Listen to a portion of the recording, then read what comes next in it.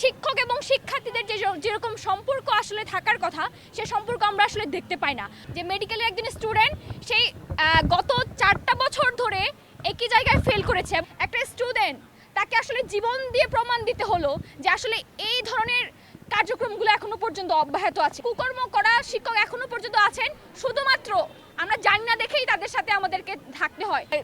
আমরা যেদিন আপু আমাদের ছেড়ে চলে গিয়েছেন সেদিনও অনেক শিক্ষার্থী, তার অনেক সিনিয়র জুনিয়র ঢাকা বিশ্ববিদ্যালয়ের মর্গে উপস্থিত ছিলেন, আমিও ও সময় ওখানে ছিলাম।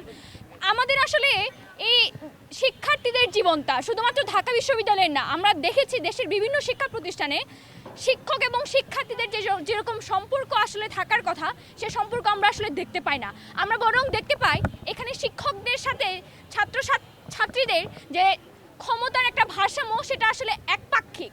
আমরা বেশিরভাগ সময় দেখতে পাই যেমন ঢাকা বিশ্ববিদ্যালয়ে আমাদের যে পরীক্ষার সিস্টেম, যেখানে 50% আমরা ফাইনাল পরীক্ষা দিই কিন্তু বাকি 50% কিন্তু শিক্ষার্থীদের হাতে মার্কিং সিস্টেমটা থাকে।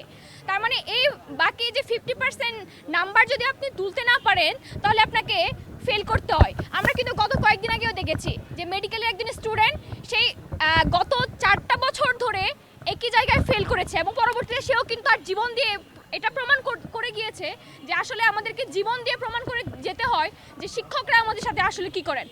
আমাদের এই ঢাকা বিশ্ববিদ্যালয়ে আমরা এমন শিক্ষকও পেয়েছি যারা শিক্ষার্থীদের দুর্দিনে পাশে থাকেন, শিক্ষকদের সাথে শিক্ষার্থীদের সাথে থাকেন। 5ই আগস্টের সময় আমরা দেখেছি অনেক শিক্ষার্থীদের পাশে দাঁড়িয়ে অনেক টিচাররা, শিক্ষকরা ঢাল হিসেবে দাঁড়িয়েছেন। আমরা কিন্তু এরকম টিচারও আমরা পেয়েছি, কিন্তু দুঃখজনকভাবে এটাও সত্য যে ঢাকা বিশ্ববিদ্যালয়ের মতো জায়গায় এখনো অনেক শিক্ষক আছে যারা আসলে শিক্ষার্থীদেরকে বিভিন্নভাবে তারা আসলে ব্যবহার করতে চান।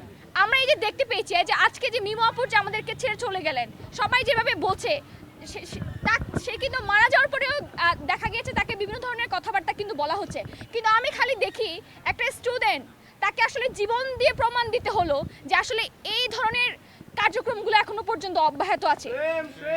যেখানে একজন শিক্ষক তার শিক্ষার্থীদেরকে পাশে থাকবে, তাদের বিপদে আপদে পাশে থাকবে, কিন্তু সেটা না করে সেটা হয়ে গেল এমন একটা অবস্থা যে তাকে জীবন দিতে হলো।